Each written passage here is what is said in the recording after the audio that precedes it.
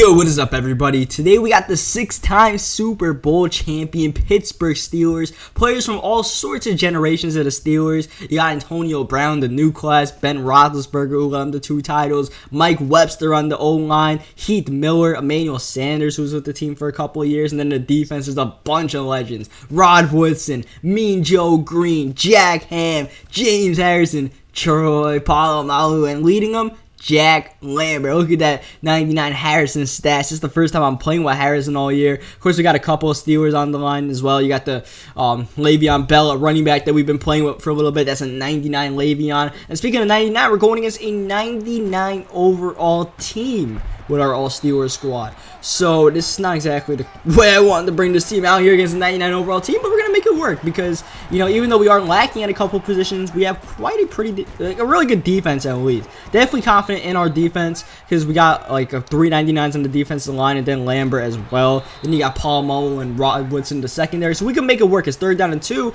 Don't really make it work here. Oh yeah, and we got 97 Ryan Shays there in the middle too, that combine car. As you guys see, we get a nice sack there. Kiesel just comes straight up the, like, no one blocked Brett Kiesel. And of all the people to get pressure, it was Brett Kiesel. As you guys see, we have to stop Andrew Luck with Polamalu, preventing Luck from getting the first down. But 3rd down and 8, no pressure. And again, Andrew Luck can use his wheels to roll out the pocket. But James Harrison from across the formation tracks Luck down, forces the fumble, and Ryan Shazier on the recovery. And Shazier's got some wheels, so he's out, but not all the way out.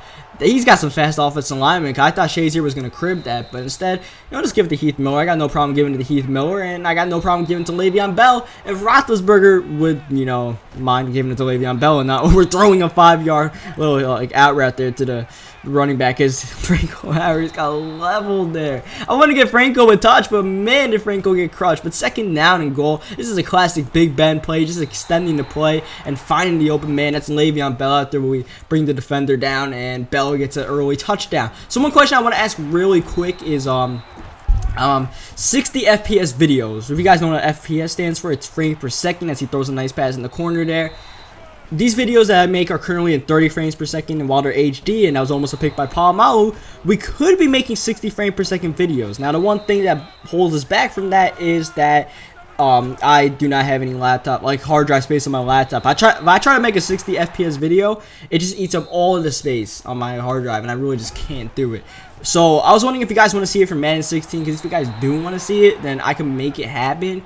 Whether I have to get a new laptop, whatever it may be, as we get a nice pass in the seams to Mike Wallace. I believe that's the NFL Movers Wallace with like 99 speed, so he can definitely make stuff happen, but so can Earl Thomas. Just trying to force it to Antonio Brown a little bit more than I should have been. Earl Thomas doesn't get the interception, then he's trying to make a play, but he actually fumbles the ball, and Emmanuel Sanders recovers, and I'm like, is that actually a fumble, or is that going to be a booth review? And it wasn't a booth review, so that's fine by me. But yeah, just let me know what you guys think in the comment section. If you guys would really care about seeing 60 FPS videos, something you guys really want to see, because something you guys really want to see, then I can make it happen, because the game does look noticeably different with 60 FPS. If you guys have ever seen a 60 FPS video on like YouTube compared to 30 FPS, like a Madden 16, a 60 frames per second video, it definitely does make a difference. So I think it's something that we could do, but it's just that, you know, I'd have to get a new computer or something to do it, because my laptop just cannot handle that stuff. It just takes up so much space. It's 3rd down and 6. He's able to convert for a big first down here, hitting the receiver in the middle of the field. I believe it's Calvin Johnson. That's going to bring up a new set of downs. But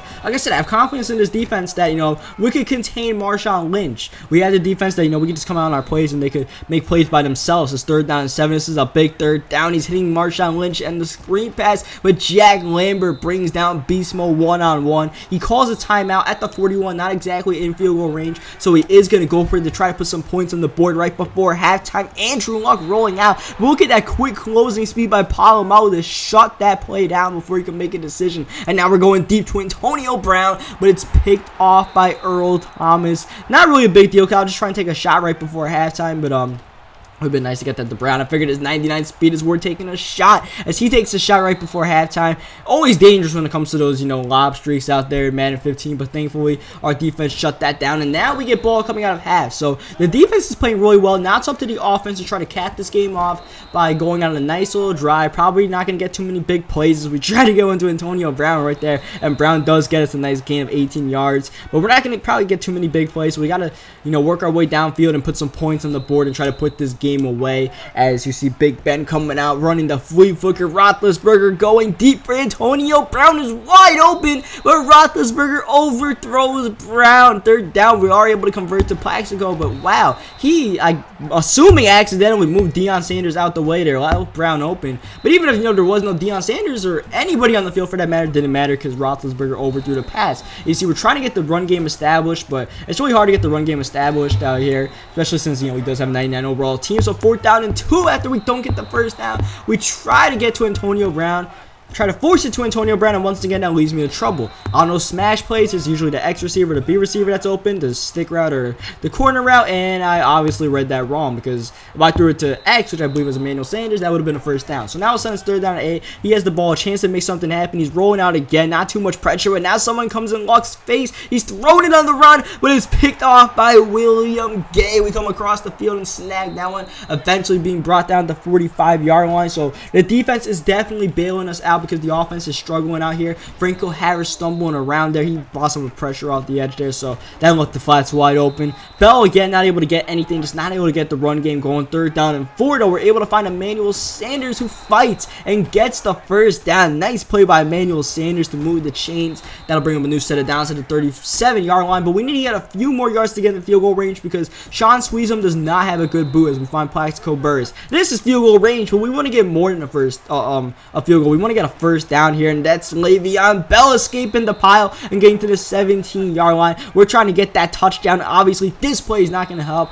That was just bad route, like a bunch of people open. I threw it to the slant route. I don't know why. Again, Bell not able to get anything. That's going to bring up a big 3rd down in this game. We just can't throw an interception, and we almost did, but we throw the touchdown instead to Mike Wallace in the corner.